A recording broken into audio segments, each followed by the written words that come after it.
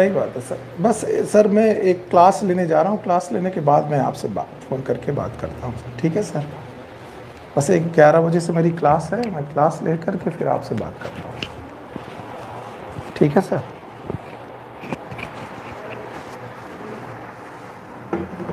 अनु जरा जो पेन दिए थे वो कहाँ है?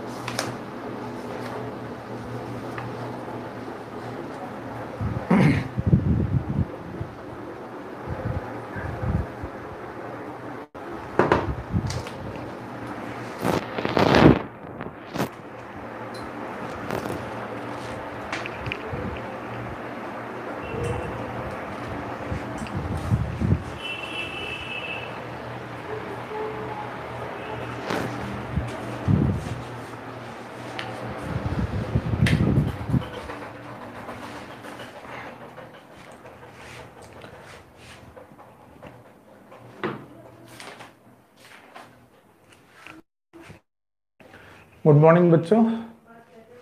So after a long time, काफ़ी दिनों बाद हम लोग दोबारा वापस अपना क्लासेस कंटिन्यू करने जा रहे हैं। और इस दौरान हम लोग ने अपने जो चैप्टर शुरू किए थे, जिनमें से हम लोग प्लांट किंगडम तक पहुंच चुके थे, उसमें से हम लोगों ने most of the time NCERT को फॉलो किया और अपने टॉपिक को पढ़ने की कोशिश की। जस्ट बिकॉज हम लोग फ़ोन के थ्रू एक दूसरे से मिलते रहते हैं, हम लोग कभी आपस में एक दूसरे के क्रॉस नहीं आए, मिले नहीं आपस में, तो कई बार lack of lack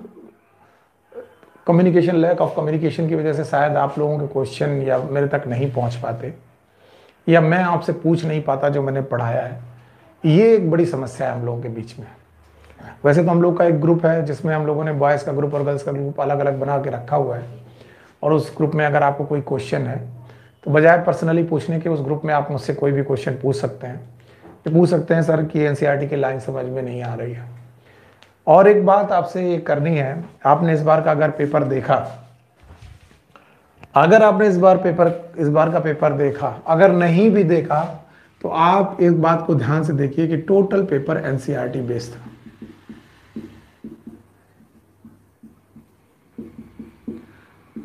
question out of 90 question they are from NCERT,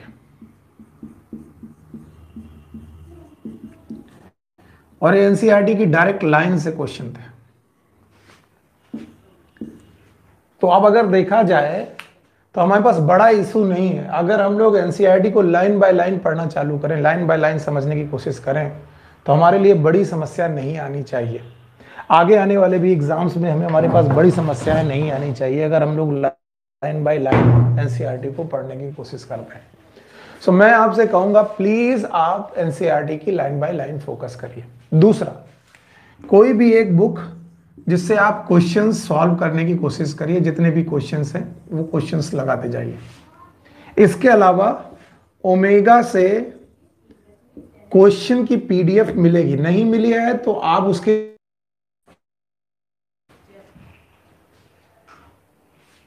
okay थोड़ा बीच बीच में कनेक्शन का गड़बड़ है, प्लीज डोंट वरी।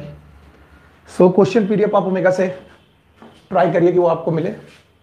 दूसरा, वीडियो देखते वक्त कई बार आपको ब्लरिंग की प्रॉब्लम आती है, या फिर कई बार आपको विजुअलाइजेशन कम होता है या साफ कम दिखता है, तो आप अपने YouTube में जाकर के, जहां पर व्यूअर होता है YouTube में, वहां पर 3 ये लाइनें बनी है, यहां पर क्लिक करिए और यहां पर आप अपना विजन 720p या फिर 480p की तरफ ले जाइए, ये वाला सेलेक्ट करिए।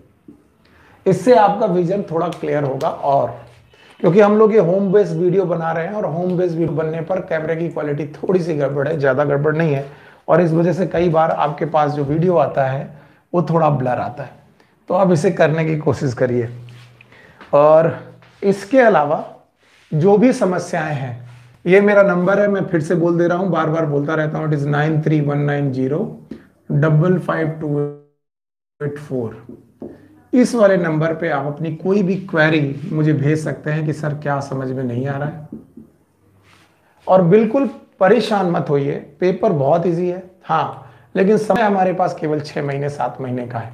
7 महीने के बाद हमारा एग्जाम दोबारा होगा, मे बी मई और जून। अगर इतना कम समय है तो कोर्स हमें कंप्लीट करना पड़ेगा, और उसके लिए हम लोग आपस में दोनों तरफ से मेहनत की जरूरत है। शुरुआत के 2 चैप्टर हम लोगों ने पढ़ रखे हैं, बायोलॉजिकल क्लासिफिकेशन और लिविंग वर्ल्ड, और अब हम पढ़ने जा रहे हैं प्लांट किंगडम, और प्लांट किंगडम की भी 2 क्लासेस कर रखे हैं। इसके अलावा एक बैच है जो 22 सितंबर 22 सितंबर से हम लोग शुरू करने वाले हैं, 22 सितंबर। और इस 22 सितंबर में फिर से हम लोग लिविंग वर्ड से टॉपिक चालू करेंगे। तो वो बच्चे, जिन बच्चों का इस बैच में लिविंग वर्ड्स छूटा हुआ है या बायोलॉजिकल क्लासिफिकेशन छूटा हुआ है, ये 22 सितंबर वाले बैच में आकर के अपना कोर्स पूरा कर लेंगे। फिर से याद रखना, कोई भी अगर टॉपिक आपका छूटा हुआ है तो आप 22 सितंबर, वैसे आपके पास वीडियो वैसे भी पड़े हुए हैं, तो जिन लोगों के पास, ये कहने का मतलब है कि सर हमने पुरानी क्लासेस नहीं की हैं, ऑलरेडी वीडियो पड़े हुए हैं, आप ऑलरेडी भी कर सकते हैं। लाइव क्लास करने का मन हो तो 22 सितंबर से भी आप आ सकते हैं। बाय द वे, आज हम लोग अपने चैप्टर को आगे बढ़ाते हैं। सो एनसीईआरटी आपके पास होनी चाहिए, और एनसीईआरटी में पेज नंबर हम लोग 30, 31 और 32 की तरफ चलते हैं। तो एनसीईआरटी 1 और पेज नंबर 30, 31 और 32 इसकी तरफ चलते हैं। और इसमें हम लोग पढ़ रहे थे अबाउट द एल्गी के बारे में हम लोगों ने पढ़ना चालू किया था, और हमने कहा था कि एल्गी एक सी वीड है, और इसके 8 पॉइंट हमें डिस्कस करने हैं, अगर आप लोग भूले नहीं हैं। पहला पॉइंट था हैबिट एंड हैबिटेट, प्लीज ये आपको बोलते रहना चाहिए, इससे रिवीजन होता है। दूसरा पॉइंट था फॉर्म, हम ये देखते थे कि वो यूनिसेलुलर है कि मल्टीसेलुलर है। तीसरा पॉइंट था मॉर्फोलॉजी, यानी एल्गी देखने में कैसा दिख रहा है। इसके अलावा था एनाटॉमी इफ रिक्वायर्ड, कि उसकी इंटरनल स्ट्रक्चर कैसे है, उसकी एनाटॉमी कैसी है। तो habit and habitat, form, morphology, anatomy if required. इसके अलावा आपके पास था बेटा मोड ऑफ न्यूट्रिशन,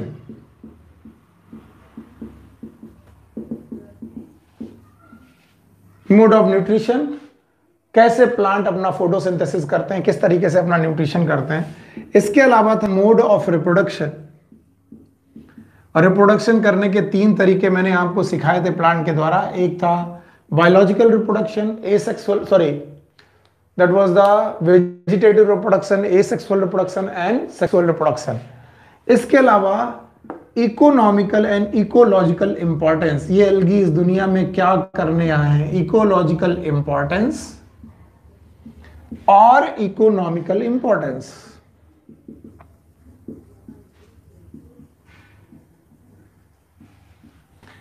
इकोलॉजिकल और इकोनॉमिकल इंपॉर्टेंस।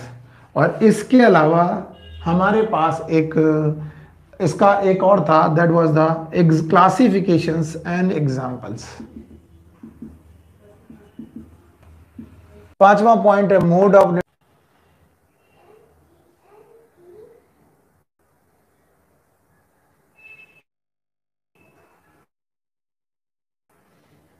अगर आप लोग इन सब के बारे में जानते हैं देन आपके लिए कोई प्रॉब्लम नहीं आने वाली है। कई बार बेटा क्या होता है, हम लोग जो पढ़ रहे हैं उसके बारे में हमको आइडिया नहीं लग पाता कि हम क्या पढ़ने जा रहे हैं। तो ठीक है, हमारे सामने हो गया हैबिट एंड हैबिटेट, दूसरा पॉइंट हो गया फॉर्म, तीसरा पॉइंट हो गया मॉर्फोलॉजी, चौथा पॉइंट हो गया एनाटॉमी इफ रिक्वायर्ड, इसके बाद हुआ मोड ऑफ न्यूट्रिशन, उसके बाद हुआ मोड ऑफ न्यूट्रिशन के बाद हुआ mode of reproduction, mode of reproduction के बाद हुआ you know that mode of reproduction के बाद हुआ ecological importance and classification and examples. और अगर आप पिछली क्लासेस देखेंगे तो हमने हैबिट एंड हैबिटेट पढ़ लिया, एल्गी की रानी है, पानी में रहता है, फॉर्म पढ़ लिया, may be unicellular may be multicellular, morphology पढ़ ली है, एनाटॉमी की जरूरत नहीं थी, मोड ऑफ न्यूट्रिशन पढ़ लिया है, मोड ऑफ रिप्रोडक्शन पढ़ लिया, ये 2 क्लासेस में पढ़ रखा है हमने एल्गी के बारे में।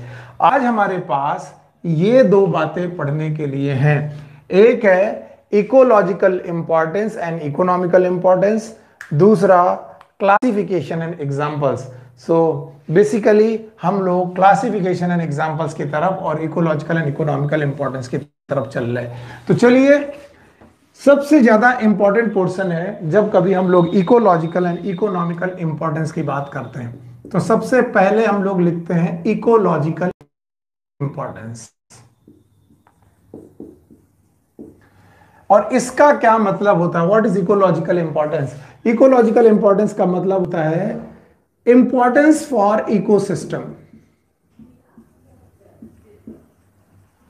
इकोसिस्टम यानी कोई भी पौधा इस दुनिया में आया है तो वो पौधा उस इकोसिस्टम के लिए कितना फायदेमंद है।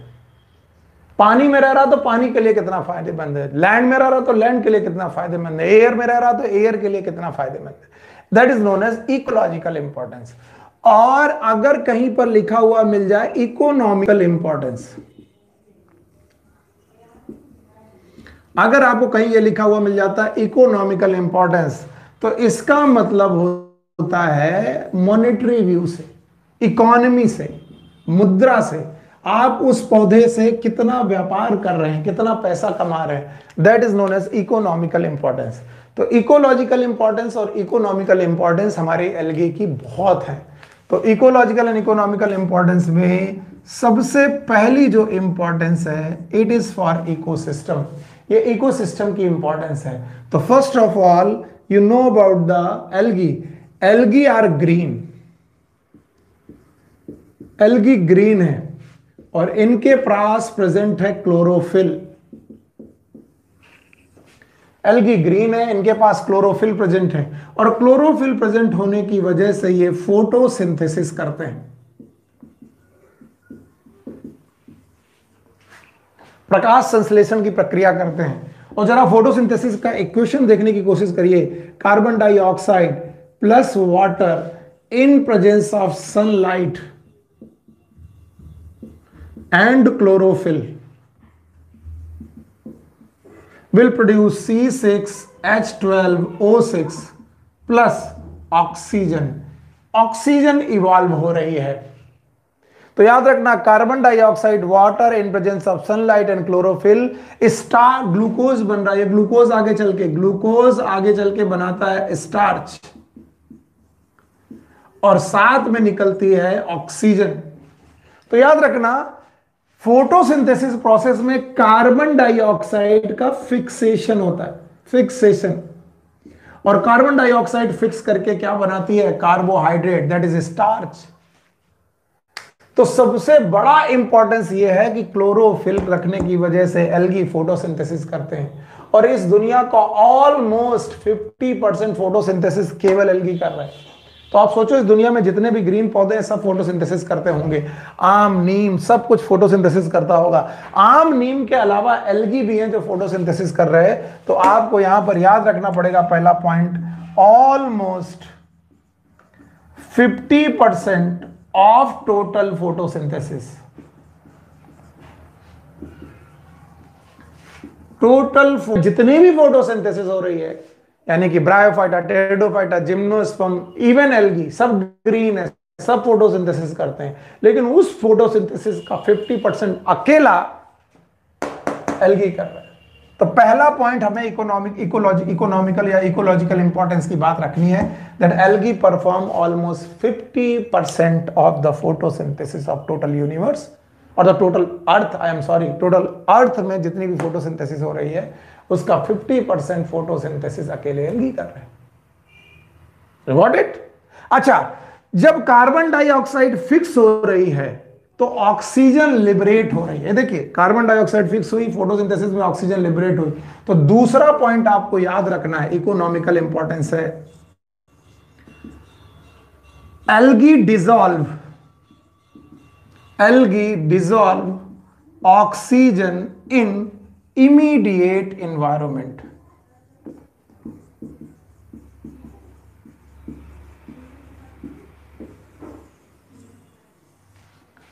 दूसरा पॉइंट है कि वो जिस एनवायरमेंट में रह रहे हैं उस एनवायरमेंट में ऑक्सीजन डिजॉल्व कर देते हैं। मान लो एल्गी पानी में रह रहे हैं तो पानी में ऑक्सीजन इवॉल्व कर दें, मॉइस्ट प्लेस में रह रहे पत्थर में तो एयर में वो ऑक्सीजन इवॉल्व कर दें।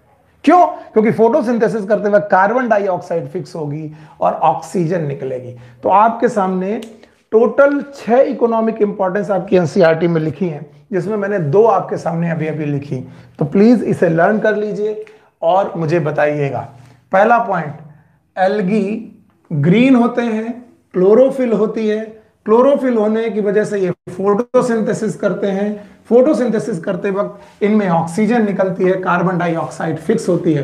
तो इस दुनिया का 50% कार्बन डाइऑक्साइड अकेले एल्गी फिक्स कर रहे हैं। और दूसरा पॉइंट, जब कार्बन डाइऑक्साइड फिक्स हो रही है तो ऑक्सीजन निकल रही है। तो याद रखना, जिस भी इन्वायरमेंट में बेटा, जिस भी इन्वायरमेंट में एल्गी होंगे उस इन्वायरमेंट में ऑक्सीजन को वो इवॉल्व करके डिसॉल्व कर देंगे, ऑक्सीजन निकालेंगे और ऑक्सीजन को उसमें डिसॉल्व करते जाएंगे। ये है दूसरा पॉइंट। ओके ना, तीसरा पॉइंट इकोलॉजिकल इंपॉर्टेंस का, some algae are edible. Edible, अब आप पूछेंगे कि what is the meaning of edible. They are used as food. बहुत सारे एल्गी ऐसे हैं जिन्हें हम लोग और हमारे जैसे लोग फूड की तरह यूज करते हैं। बहुत सारे हमारे ह्यूमन बीइंग में बहुत सारे लोग हैं जो फूड की तरह यूज करते हैं। यस, बुक लिखती है almost 70 species of algae are edible. लगभग 70 स्पीसीज एल्गी की ऐसी हैं जिनको खाया जा सकता है, जिनको खाया जा रहा है या कहीं कहीं डिफरेंट पार्ट ऑफ वर्ल्ड में खाया जा रहा है। इनमें से 3 के नाम एनसीईआरटी ने रख दिए हैं। एलपीएस, ये फॉर्मूला याद रखेंगे, LPS. One is known as laminaria, number 2 is known as porphyra and number 3 is known as sargassum. Laminaria, porphyra and sargassum, ये 3 मुख्य स्पीसीज हैं, लैमिनेरिया, पोरफायरा एंड सार्गेसम, जो कि आपकी एनसीईआरटी में दी गई हैं। याद रखना, इनमें से laminaria is a good source of iodine. Iodine आप लोग जानते हैं, आयोडीन नमक में भी यूज करते हैं। आपको मालूम है घेंगा रोग को बचाने के लिए भी होती है, दैट इज ना द ग्वाइटर। तो laminaria is a good source of iodine. और ये वाला क्वेश्चन कई सालों तक पूछा गया। पहले सीपीएमटी के समय में तो बहुत ज्यादा था कि बताइए कौन सा एल्गी है जिससे हम लोग आयोडीन निकालते हैं। तो laminaria is a good source of iodine. Laminaria, porphyra and sargassum, they are edible in nature. So some algae are edible, used as food.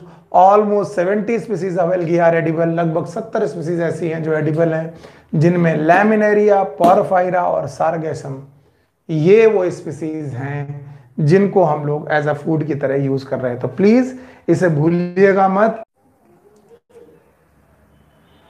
इसके अटैचमेंट में so I am very much sorry, आपको थोड़ा problem आ रही है। Thank you very much.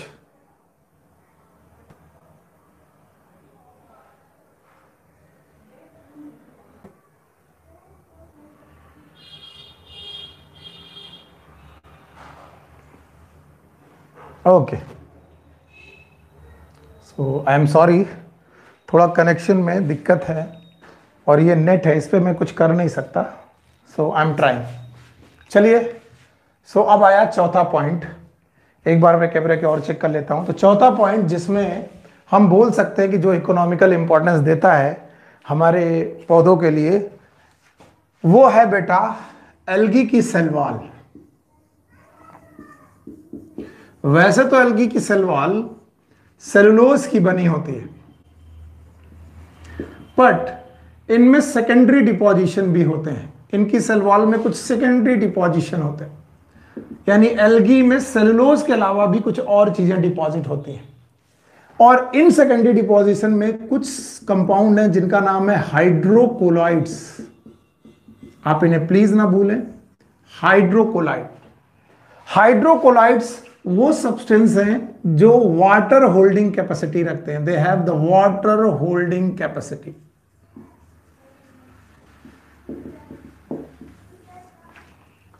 तो याद रखना, एल्गी की सेल वॉल में सेलुलोज के साथ सेकेंडरी डिपोजिशन होते हैं। सेकेंडरी डिपोजिशन होने, इन सेकेंडरी डिपोजिशन में एक सेकेंडरी डिपोजिशन का नाम है हाइड्रोकोलाइड, और इन वाटर हाइड्रोकोलाइड में वाटर होल्डिंग कैपेसिटी होती है। और जो ये वाटर होल्डिंग कैपेसिटी है, ये इंडस्ट्री में बड़े काम आती है, इंडस्ट्रियल यूज के लिए काफी काम आते हैं, अलग अलग तरीके से इंडस्ट्रियल यूज के लिए काम आते हैं। इनमें से 2 हाइड्रोकोलाइड्स के नाम आपको एल्गी से बहुत याद रखने चाहिए। हाइड्रोकोलाइड्स का मतलब है ये कोलाइडल नेचर के हैं, कोलाइडल नेचर के हैं, और हाइड्रो मतलब वाटर, यानी वाटर को होल्ड करने वाले कोलाइडल नेचर के सब्सटेंस हैं। इन हाइड्रोकोलाइड में से एक हाइड्रोकोलाइड का नाम है एल्गिन और दूसरे का नाम है कैरेंजीन। याद रखेंगे। तो there are 2 hydrocolloid, one is known as algin, another one is known as carrageenan. जो ये एल्गिन है ये ब्राउन एल्गी से निकाला जाता है, ब्राउन एल्गी फियोफाइसी के मेंबर से इसे निकालते हैं।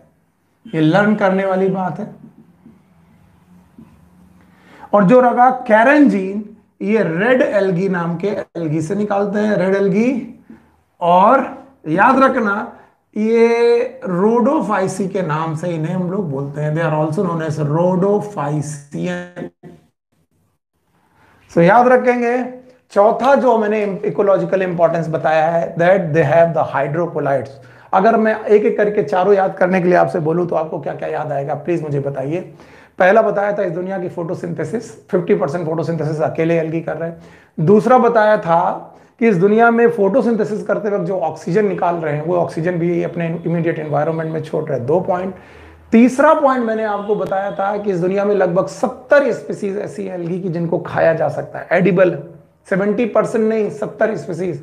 उनमें से 3 स्पीसीज के नाम बताए थे, LPS, लैमिनेरिया, पोरफायरा, सरगेसम, जिसमें से laminaria is a good source of iodine. इसके अलावा चौथा पॉइंट मैं बता रहा हूं कि भैया एल्गी में इनकी सेलुलोज के साथ, सेल वॉल के साथ कुछ सेकेंडरी डिपोजिशन होते हैं, जिनमें से एक का नाम है हाइड्रोकोलाइड। और हाइड्रोकोलाइड की खास बात होती है कि इनमें वाटर होल्डिंग कैपेसिटी होती है और ये वाटर को पकड़ के रखते हैं। वाटर होल्डिंग कैपेसिटी में 2 एग्जाम्पल हैं, वन इज एल्गिन, दूसरा नाम है कैरेंजीन। एल्गिन निकाला जाता है ब्राउन एल्गी से और कैरेंजीन निकाला जाता है रेड एल्गी से। ब्राउन एल्गी से जो एल्गिन निकाला जाता है वो फियोफाइसी का मेंबर है, आपको मालूम है, और कैरेंजीन बेटा Rhodophyceae, that is red algae का मेंबर है। और याद रखना पड़ेगा ये एल्गिन एंड कैरेंजीन बड़ा इंडस्ट्रियल यूज आते हैं। तो याद रखना ये इकोलॉजिकल नहीं बल्कि इकोनॉमिकल इंपॉर्टेंस में बड़े इंपॉर्टेंट है। तो ये चौथा पॉइंट पढ़ लेने के बाद हमारे पास 5वां पॉइंट आता है। यस, ये भी नेम से पूछा जाता है। जो 5वां हमारा इंपॉर्टेंस है, it is agar agar gel. Agar agar gel या फिर इसी को हम लोग एगारोज जेल को बोलते हैं, एगारोज जेल। ये एक जेलेटिनस सब्सटेंस है, अगार अगार इसे बोलते हैं, एगारोज जेल। और ये अगार अगार जेल जेलिडियम और ग्रेसिलेरिया नाम के एल्गी से निकाला जाता है, जेलिडियम एंड ग्रेसिलेरिया। जेलिडियम और ग्रेसिलेरिया नाम के एल्गी से अगार अगार जेल निकालते हैं। अब बोलेंगे सर अगार अगार जेल या एगारोज जेल का क्या यूज है?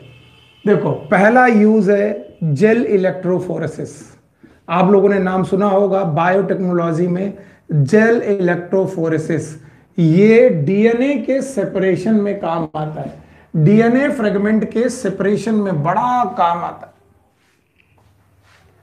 तो अगर जेल ना होता, ये एगारोज जेल ना होता, तो जेल इलेक्ट्रोफोरेसिस बायोटेक्नोलॉजी में हम लोग परफॉर्म नहीं कर पाते। इसका मतलब जो डीएनए का सेपरेशन है ड्यूरिंग जेल इलेक्ट्रोफोरेसिस, उसमें एगारोज जेल का बड़ा यूज है, अगार अगार जेल का बड़ा यूज है। और ये अगार अगार जेल जेलिडियम और ग्रेसिलेरिया से निकालता है। इसके अलावा एगारोज जेल यूज किया जाता है आइसक्रीम्स में, आइसक्रीम बनाने पर यूज किया जाता है। इसके अलावा जेलीज में यूज किया जाता है, इसके अलावा जेल्स में यूज किया जाता है। तो जो हम लोग जेलीज खाते हैं या आइसक्रीम खाते हैं या बेटा जेल्स खाते हैं, उन सब में बेटा एगरोज का यूज है। सो आपसे ये क्वेश्चन कई सालों तक पूछा गया, नो डाउट इस साल नहीं आया, पूछा गया एगरोज जेल किस एल्गी से निकाला जाएगा। सो आपके पास ऑप्शन है जेलिडियम एंड ग्रेसिलेरिया। और एक बात, ये जो जेलिडियम और ग्रेसिलेरिया हैं, ये रेड एल्गी के मेंबर हैं। रेड एल्गी, ब्राउन एल्गी और ग्रीन एल्गी क्या होते हैं, इनका क्लासिफिकेशन मैं पढ़ाऊंगा, वो आपको आ जाएगा। तो बताइए, 4 के बाद 5वां इकोनॉमिकल इंपॉर्टेंस आपके सामने आ गया। तो पहले 4 आप याद कर लें। पहला, यस, फोटोसिंथेसिस, दुनिया की 50% फोटोसिंथेसिस अकेले एल्गी कर रहे हैं। दूसरा, ऑक्सीजन इवॉल्व। तीसरा, एज अ फूड। चौथा, हाइड्रोकोलाइड्स जो इंडस्ट्री में यूज था। 5वां, अगार अगार जेल जेलेरिया और जेल इलेक्ट्रोफोरेसिस। 5वें के बाद हमारे पास 6वां एक छोटा सा टॉपिक आता है, and this is a algal protein या फिर single cell protein. Although NCERT में सिंगल सेल प्रोटीन नाम का हेडिंग अभी नहीं है, बाद में। होता क्या है, there are some algae like chlorella, ये एल्गी है। इसी तरीके से एक और ब्लू ग्रीन एल्गी है, that is known as spirulina, it is blue green algae. एक क्लोरेला है और एक स्पाइरुलिना है। Chlorella and spirulina are the good source of protein.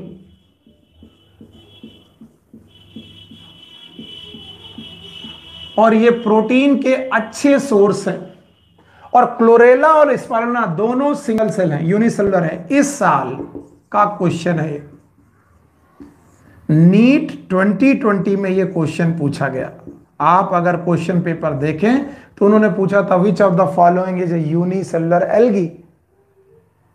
तो यह no doubt it is a blue green algae, spirulina, ये blue green algae है। तो एल्गी के नंबर में कई लोगों ने क्लोरेला स्पाइरुलिना को यूनिसेलुलर एल्गी लगाया, लेकिन लोगों ने माना chlorella is algae, spirulina is a blue green algae, इसलिए कंट्रोवर्शियल क्वेश्चन बना। क्यों कंट्रोवर्शियल क्वेश्चन बना? कुछ लोगों के हिसाब से spirulina is not algae, it is a blue green algae. सो इसके आंसर में बड़ी दिक्कतें हैं, अलग अलग कोचिंग ने अलग अलग आंसर दिए। तो हम लोग इस क्वेश्चन को फिलहाल यहीं छोड़ देते जब तक एनटीए का रिजल्ट नहीं आ जाता। फिलहाल हमारा काम क्या है, हम ये जान लें कि क्लोरेला हो या स्पाइरुलिना हो, दोनों यूनिसेलुलर है और दोनों गुड सोर्स ऑफ प्रोटीन है, प्रोटीन के अच्छे सोर्स हैं। और याद रखना, इन्हें एस्ट्रोनॉट, अंतरिक्ष यात्री अपने साथ लेके जाते हैं। तो अंतरिक्ष यात्री जब बेटा अंतरिक्ष में जाते हैं तो क्लोरेला और स्पाइरुलिना जैसे एल्गीज को लेके जाते हैं। इनसे बहुत सारी प्रोटीन निकलती है, that is known as single cell protein. और ये प्रोटीन उनको अंतरिक्ष में खाने के काम आती है। क्यों?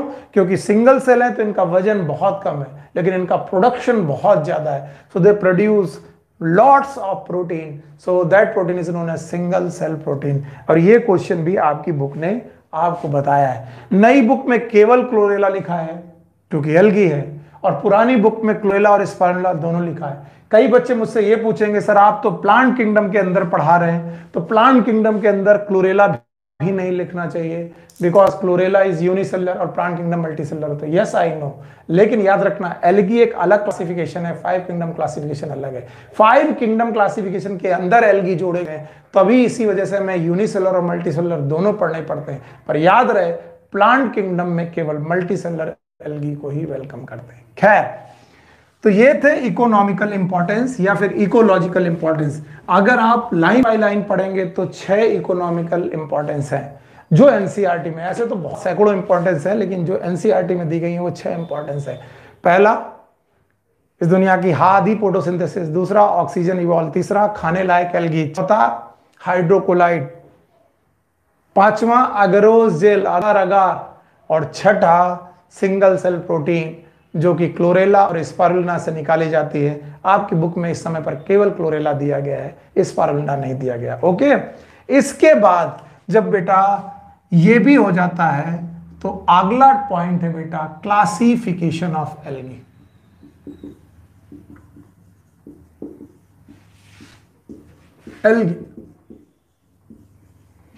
एल्गी का क्लासिफिकेशन हमें सीखना चाहिए।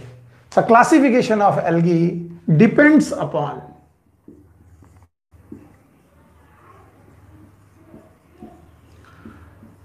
Classification of algae depends upon, याद रखना, क्लासिफिकेशन ऑफ एल्गी को किस वजह से अलग अलग क्लासिफाई किया गया, क्यों कोई रेड एल्गी हो गया, क्यों कोई ब्राउन एल्गी हो गया, क्यों कोई ग्रीन एल्गी हो गया।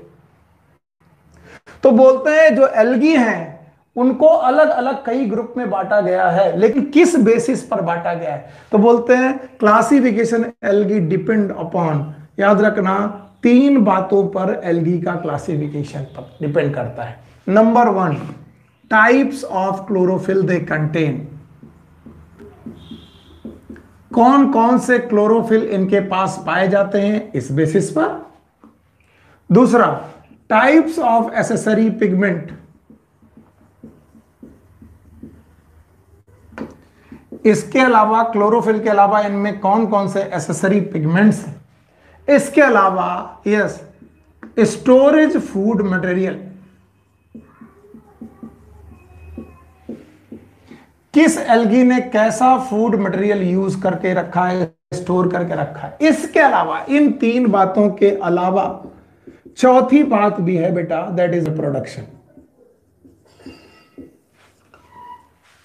सो एल्गी का क्लासिफिकेशन ये कई बार पूछा गया है, किन किन बातों पर निर्भर करता है, तो आपको याद रखना पड़ेगा एल्गी का क्लासिफिकेशन किन किन बातों पर निर्भर करता है। याद करते वक्त types of chlorophyll, types of accessory pigment, storage food material and sometime reproduction. और इस बेसिस पर टोटल 3 क्लासेस हैं जो एल्गी के बनाए गए हैं। 1 is known as chlorophyceae, okay, दूसरा है फियोफाइसी और तीसरा है Rhodophyceae.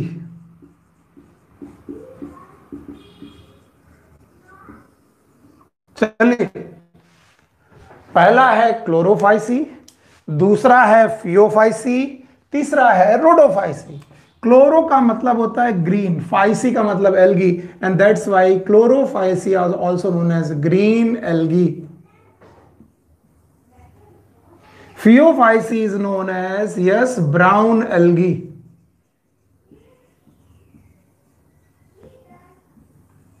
and rhodophyceae is known as red algae. So मुख्यतः 3 प्रकार के एल्गी में इन्हें बांटा गया है। 1 is known as chlorophyceae, number 2 is known as pheophyceae, number 3 is known as rhodophyceae। और इनका बंटवारा types of chlorophyll, types of accessory pigment और स्टोरेज फूड मटेरियल के बेसिस पर हुआ है। अगर आप लोग सीख जाएं तो हम लोग 8वां और आखिरी पॉइंट पढ़ रहे हैं, classification of algae, that will be depend upon yes number 1 बोलिए टाइप ऑफ क्लोरोफिल, कौन कौन सा क्लोरोफिल है इनके पास। Number 2 accessory pigment, number 3 storage food material, number 4 reproduction. आपने देखा होगा मैंने एक पोर्शन साफ कर दिया, दूसरा आपके सामने, क्यों? क्योंकि मैं कुछ चीजें आपको यहीं पर लर्न कराना चाहता हूं। पहली बात, क्लोरोफाइसी में क्लोरोफिल ए पाया जाएगा, फियोफाइसी में भी क्लोरोफिल ए पाया जाएगा और रोडोफाइसी में भी क्लोरोफिल ए पाया जाएगा। तब आप कहेंगे जब सब में क्लोरोफिल ए पाया जा रहा है तो तीनों अलग अलग हुए ही नहीं सर। तब मैं कहूंगा यस, इनको क्लोरोफिल ए की बेसिस पे अलग नहीं किया गया है, बल्कि क्लोरोफाइसी में क्लोरोफिल ए के साथ साथ क्लोरोफिल बी पाया जाता है, क्लोरोफिल बी। फियोफाइसी में क्लोरोफिल ए के साथ क्लोरोफिल सी पाया जाता है, आप लोग ये याद रखेंगे, क्लोरोफिल सी। और रोडोफाइसी में क्लोरोफिल ए के साथ साथ क्लोरोफिल डी पाया जाता है। सो क्लोरोफिल ए सब में पाया जाता है, इसमें क्लोरोफिल बी, इसमें क्लोरोफिल सी, क्लोरोफिल डी। तो हम अगर बोलें क्लोरोफाइसी में chlorophyll A and B, chlorophyceae के बाद फियोफाइसी में क्लोरोफिल ए एंड सी, और रोडोफाइसी में क्लोरोफिल ए एंड डी। इसके अलावा there are some accessory pigments.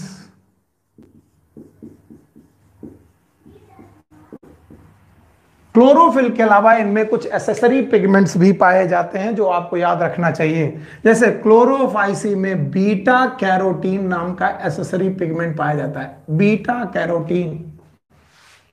Okay, ये सब लर्न करने पड़ेंगे आपको। फियोफाइसी में पाए जाते हैं ज़ैंथोफिल एंड फ्यूकोज़ैंथिन। एक हो गया फ्यूकोज़ैंथिन और दूसरा ज़ैंथोफिल।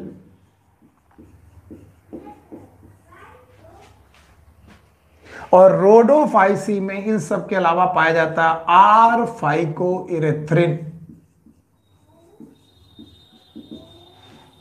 आर फाइकोइरेथ्रिन। सो अगर आप देखेंगे तो आपके पास एक लिस्ट जनरेट हो जाती है और इस लिस्ट की बेसिस पर आप क्लासिफिकेशन कर पाते हैं एल्गी के 3 मुख्य ग्रुप्स का। पहला है क्लोरोफाइसी जिसका दूसरा नाम ग्रीन एल्गी, दूसरा है फियोफाइसी जिसका दूसरा नाम ब्राउन एल्गी, तीसरा है रोडोफाइसी जिसका नाम रेड एल्गी। तो green algae, brown algae, red algae. Green algae में chlorophyll a, chlorophyll b, beta carotene. Yes, Phaeophyceae में chlorophyll a, chlorophyll c, fucoxanthin, xanthophyll. इसके बाद रोडोफाइसी में chlorophyll a, chlorophyll d and r phycoerythrin. अगर आप इतना याद कर पाएंगे तो आपको दिखेगा कि क्लोरोफाइसी, फियोफाइसी, रोडोफाइसी को किन किन बेसिस पर बांटा गया। On the basis of type of chlorophyll, accessory pigment and storage material. Storage material में एक एक करके आपको पढ़ाता जाऊंगा, आपको समझ में आता जाएगा। चलिए हम लोग इसके बाद पढ़ते हैं पहला ग्रुप, जो फर्स्ट ग्रुप है हमारा, उसको डिटेल में पढ़ने की कोशिश करते हैं। Number 1 is known as Chlorophyceae.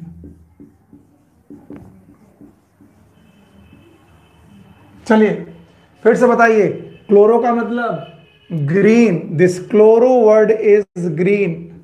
Chlorophyll हरित लवक बोलते हैं ना, उसी तरीके से क्लोरो का मतलब ग्रीन, फाइसी का मतलब algae. Chlorophyceae also known as green algae.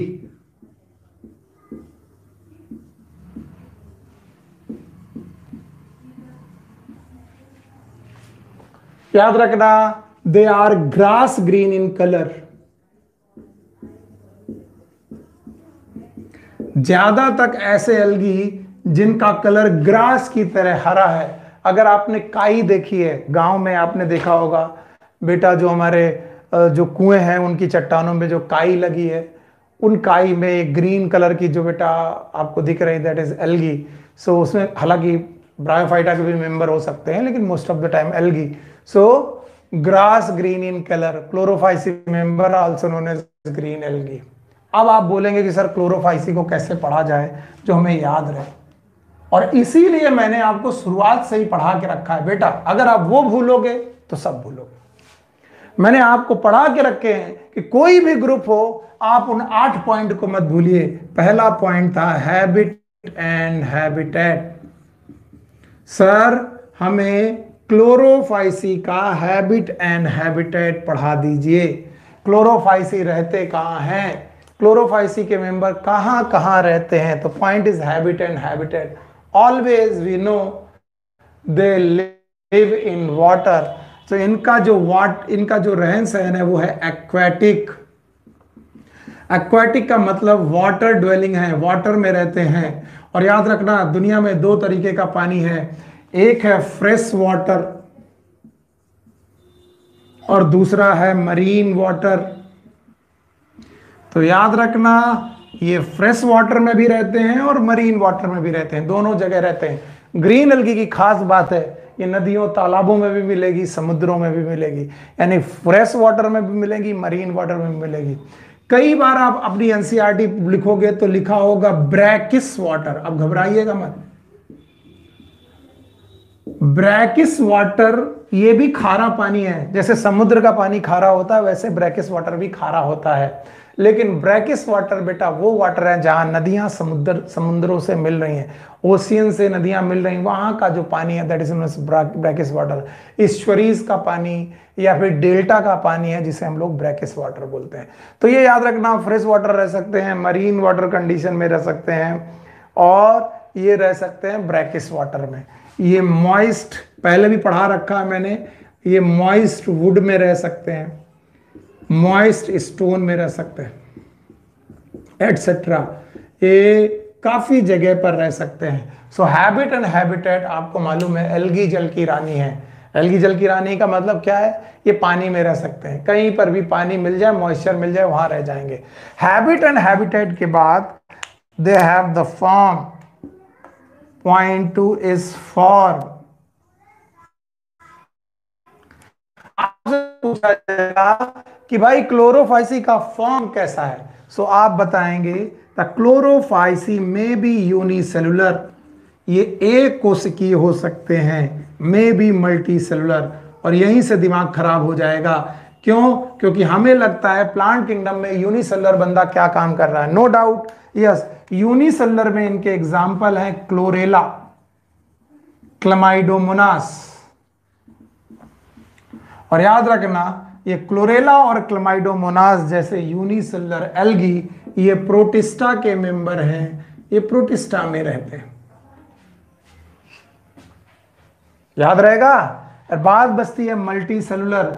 Multi cellular में ये लोग कॉलोनियल हो सकते हैं, ये लोग फिलामेंटस हो सकते हैं। तो एल्गी कैन बी कॉलोनियल और फिलामेंटस। कॉलोनी बना के रहें तो बोलेंगे कॉलोनियल, और फिलामेंट बना के रहें, रॉड शेप्ड स्ट्रक्चर बना के रहें तो फिलामेंटस। इनमें से कॉलोनियल एल्गी का एग्जांपल मैं पहले पढ़ा चुका हूं, इट इज वॉलवॉक्स। और फिलामेंटस के एग्जांपल हैं यूलोथ्रिक्स, स्पाइरोगाइरा।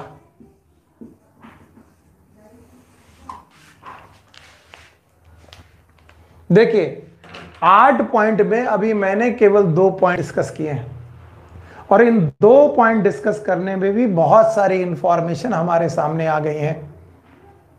अगर बहुत सारी इंफॉर्मेशन हमारे सामने आ गई हैं तो इन्हें आप ध्यान से देखने की कोशिश करिए। 3 ग्रुप थे एल्गी के, उनमें से पहला ग्रुप हमने उठाया है और पहला ग्रुप को डिटेल में पढ़ने की कोशिश की। आपके सामने मैंने क्लोरोफाइसी को डिटेल में पढ़ाने की कोशिश की, और आप समझ रहे हैं chlorophyceae is also known as green algae, इतना याद रहेगा। यस, इनका ग्रास ग्रीन कलर होता है, green algae grass green colour होता है। इनके क्लोरोफिल कंटेंट में पहले ही बता चुका हूं, आगे भी बता दूंगा। इनका हैबिट एंड हैबिटेट याद रखेंगे, ये पानी में रहते हैं, ये फ्रेश वाटर में भी रह सकते हैं, नदियों और तालाबों के पानी में भी रह सकते हैं, मरीन वाटर में भी रह सकते हैं, समुद्र के पानी में रह सकते हैं। इसके अलावा डेल्टा और ईस्चुरीज के वाटर में भी रह सकते हैं, जहां पर नदियां समुद्र से मिल रही वहां पर भी रह सकते हैं। इसके अलावा ये मॉइस्ट वुड में रह सकते हैं, मॉइस्ट स्टोन में रह सकते हैं, गीली लकड़ी, गीले चट्टानों में भी रह सकते हैं। इनके फॉर्म में इनका फॉर्म यूनिसेलुलर भी हो सकता है, मल्टी सेलुलर भी हो सकता है। यूनिसेलुलर फॉर्म में एग्जांपल है क्लोरेला और क्लेमाइडोमोनास, जो कि प्रोटिस्टा के मेंबर हैं। और मल्टी सेलुलर में इनके एग्जांपल में हो सकते हैं कॉलोनियल में वॉलवॉक्स, और फिलामेंटस में यूलोथ्रिक्स एंड स्पाइरोगाइरा। तो आपके सामने क्लोरेला भी ग्रीन एल्गी का मेंबर निकला, क्लेमाइडोमोनास भी ग्रीन एल्गी का मेंबर निकला, वॉलवॉक्स भी ग्रीन एल्गी का मेंबर निकला, यूलोथ्रिक्स भी ग्रीन एल्गी का मेंबर निकला, और स्पाइरोगाइरा भी निकला। अगर आप लोगों ने इनके फॉर्म देख रखे हैं तो फॉर्म के अलावा इनकी मॉर्फोलॉजी मैं आपके सामने बता दे रहा हूं। चलिए, अगर आपको मॉर्फोलॉजी देखनी है सीरियस, तो आप एक कॉलोनी वाली मॉर्फोलॉजी देखने की कोशिश करेंगे। सर कॉलोनियल एल्गी कैसे दिखता है? चलिए सर हमें मॉर्फोलॉजी दिखा दीजिए। किसी बच्चे ने कल मेरे से क्वेश्चन भी पूछा था कि what is the colony means. तो याद रखना, किसी भी कॉलोनी में बहुत सारे एल्गी एक साथ रहते हैं, बहुत सारे एल्गी ग्रुप बना के रहते हैं, और इस ग्रुप में हर एल्गी इंडिविजुअलिटी होती है with some division of labour, और इसके चारों तरफ जेलेटिनस कवरिंग होती है। So this is known as colonial algae. एक साथ झुंड बनाकर रहना, that is known as colonial algae. ये ट्रू मल्टीसेलुलर कंडीशन भी नहीं है, लेकिन मल्टीसेलुलर और यूनिसेलुलर के बीच की कंडीशन है जिसमें बहुत सारे एग्रीगेशन के रूप में रहने लगते हैं. इसका एग्जाम्पल है वॉलबॉक्स बच्चों. और मार्फोलॉजी में ही मैंने आपको बताया था कि when they form the rod like structures, many cells they form the rod like structure and that is covered by gelatinous sheath.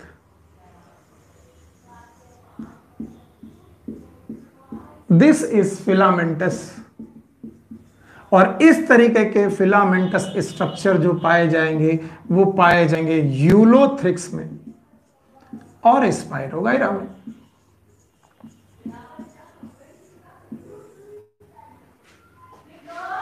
तो यहां पर भी मैनी सेल है, यहां पर भी मैनी सेल है, इसीलिए मैंने मल्टी सेलुलर कंडीशन में कॉलोनियल और फिलामेंटस दोनों को रखा है. वैसे क्लोरेला और क्लेमाइडोमोनास जो थे वो यूनिसेलुलर एल्गी में रखे और जो प्रोटिस्टा के मेंबर है, जो एक कोशिकीय प्राणी है, और मैंने अलग रख रखा है. तो आपके सामने फॉर्म हो गया. फॉर्म के साथ एक और बात जुड़ी है कि all the algae are eukaryotic. ये शब्द आप मत भूलिएगा. दुनिया के सारे एल्गी यूकैरियोटिक होते हैं, चाहे वो यूनिसेलुलर हो चाहे वो मल्टीसेलुलर हो. All of them are eukaryotic.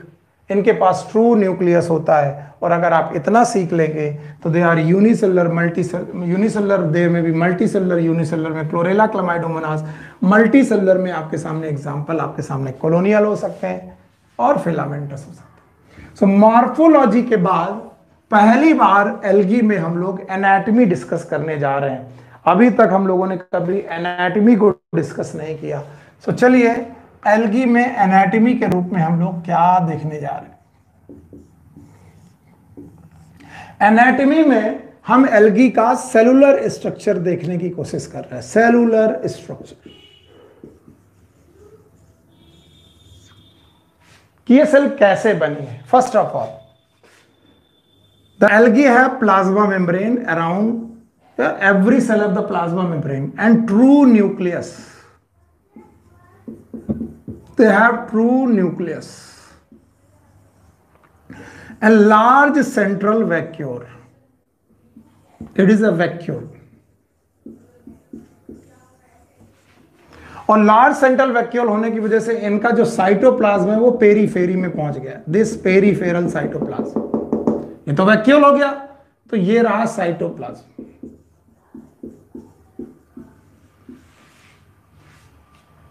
Okay. And now इनके चारों तरफ पाई जाती है सेल वॉल. ये आप कभी ना भूलें. They have cell wall around themselves.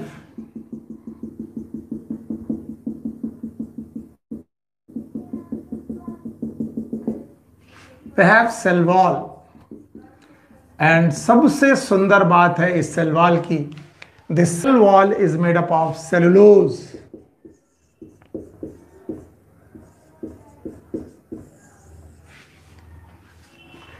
इस सेलुलोज के चारों तरफ याद रखना, सेल वॉल के बाहर की तरफ यानी सेलुलोज की सेल वॉल की दो लेयर है, एक इनर लेयर और एक outer layer. Inner layer is made up of cellulose, outer layer is made up of pectose और pectin.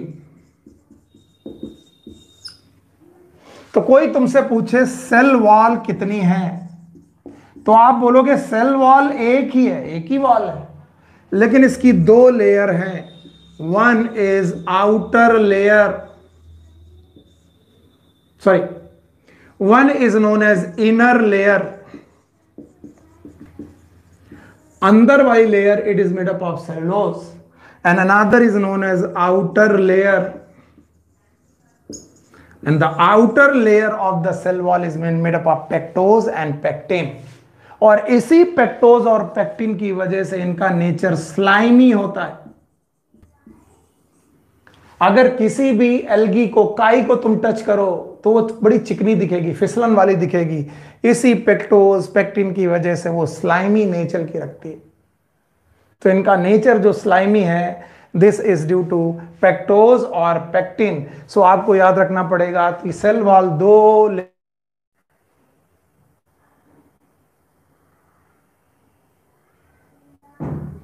Okay. So here we again go for the cell wall. यहीं पर हमारा थोड़ा सा सिग्नल काफी गड़बड़ हो जाता है। तो हमने बोला inner layer is made up of cellulose and outer layer it is made up of pectin और पेक्टोज। ओके, तो inner layer is made up of cellulose, outer layer is made up of pectin और pectose. और आपको मालूम है cellulose के बाद जो पेक्टिन और पेक्टोज है, इसी की वजह से इसका टच होता है स्लाइमी, और स्लाइमी टच होने की वजह से हम लोग बात कर रहे थे। इसके अलावा they have structure known as chloroplast.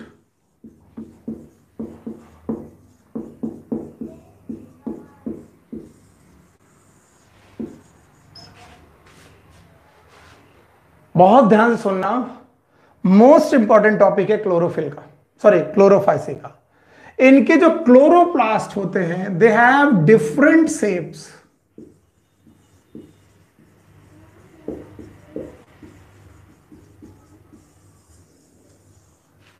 अलग अलग प्रकार के शेप के क्लोरोप्लास्ट पाए जाते हैं। ये क्लोरोफाइसी के मेंबर की खास बात है, और किसी एल्गी में खास बात नहीं मिलेगी, बल्कि क्लोरोफाइसी के मेंबर में खास बात मिलेगी कि इनके पास जो बेटा वो आपको क्लोरोप्लास्ट मिलेंगे, the chloroplast they will be of different shape, अलग अलग शेप के मिलेंगे आपको। आप इनमें से कुछ का क्लोरोप्लास्ट कप शेप्ड होगा, कप शेप्ड, कुछ का बेटा रेटिकुलेट शेप्ड होगा, कुछ का डिस्क शेप होगा, कुछ का गर्डल शेप होगा, एटसेट्रा। याद रखना, एक एल्गी का चारों सब तरीके के शेप नहीं मिलेंगे, किसी एक एल्गी में एक ही प्रकार का शेप मिलेगा। जैसे कप शेप्ड क्लोरोप्लास्ट एक क्लमाइडोमोनास में पाया जाता है।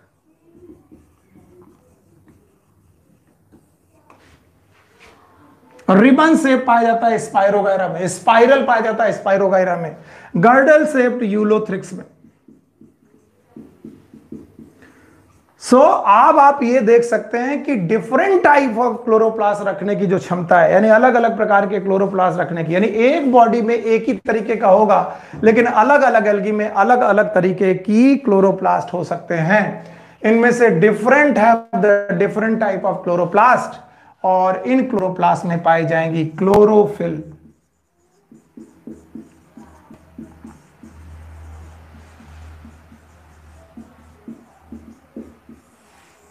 और मैं पहले ही बता चुका हूं इनमें क्लोरोफिल ए पाया जाएगा, भूलिएगा मत, क्लोरोफिल ए। इसके अलावा इनमें पाया जाएगा क्लोरोफिल बी। इसके अलावा इनमें पाया जाएगा बीटा कैरोटीन। अगर एनाटॉमी से इतनी बात भी आप याद रखते हैं तो आपको काफी काम चल जाएगा। अच्छा, अब आपको लगता होगा कि ये मैंने आउट ऑफ एनसीईआरटी पढ़ा दिया, क्योंकि ऐसा डायग्राम तो एनसीईआरटी में मिलेगा नहीं।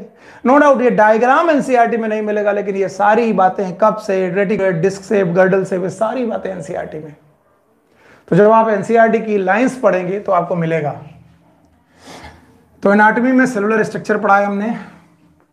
सेलुलर स्ट्रक्चर पढ़ाते वक्त बढ़ाया कि इनकी सेल वॉल में इनर लेयर बनी होगी सेलुलोज की, आउटर लेयर मिले बनी होगी पेक्टिन और पेक्टोज की। इसके अलावा हमने पढ़ाया इनमें बेटा साइटोप्लाज्म होगा, वो पेरीफेरल होगा, बीच में सेंट्रल वैक्यूल होगा। इसके अलावा इनमें डिफरेंट शेप ऑफ क्लोरोप्लास्ट पाए जाएंगे, अलग अलग शेप के क्लोरोप्लास्ट पाए जाएंगे। और आपने देखा कि दे में भी डिस्क शेप, दे में भी गर्डल शेप, दे में भी you know that ribbon shape. हर एक में सारे नहीं मिलेंगे, अलग अलग मिलेंगे। फिर हमने बोला क्लोरोफिल में, क्लोरोफिल की कंडीशन में क्लोरोफिल ए, क्लोरोफिल बी और बीटा कैरोटिनॉइड नाम के पिगमेंट्स मिलेंगे। सो आप इस तरीके से जान पाएंगे कि कौन कौन से पिगमेंट और कैसे मिल चुके हैं। ओके, इसके बाद नेक्स्ट आता है, तो पहला हो गया हैबिट एंड हैबिटेट, दूसरा हो गया फॉर्म, तीसरा हो गया मॉर्फोलॉजी, चौथा हो गया एनाटॉमी, पांचवा हो गया मोड ऑफ न्यूट्रिशन।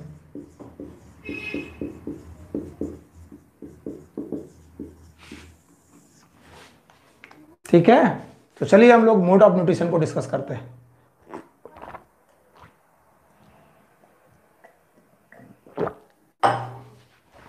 आइए, सबसे पहली बात, just because algae have chlorophyll और इनके पास क्लोरोफिल ए और बी दोनों हैं, ये ग्रीन कलर के हैं, इसलिए ये फोटोसिंथेसिस कर लेते हैं और फोटोसिंथेसिस करने की वजह से इन्हें हम लोग ऑटोट्रॉपिक ऑर्गेनिज्म बोलते हैं। हम बोलते हैं ये ऑटोट्रॉपिक है। इतना ही नहीं, ये स्टोरेज ऑफ फूड मटेरियल भी रखते हैं। ये खाना बनाने के साथ खाने का स्टोरेज भी करते हैं, और याद रहे स्टोरेज करते वक्त ये स्टार्च स्टोर करते हैं। इसके अलावा इनकी बॉडी में, इनके सेल के अंदर पायरिनॉइड बॉडी भी पाई जाती है, जिनमें स्टार्च के साथ प्रोटीन पाया जाता है। इसके अलावा they have oil droplets. Okay बच्चों, आज की क्लास यहीं तक रखते हैं, इसके बाद की क्लास मैं कल करूंगा। Take care, bye bye.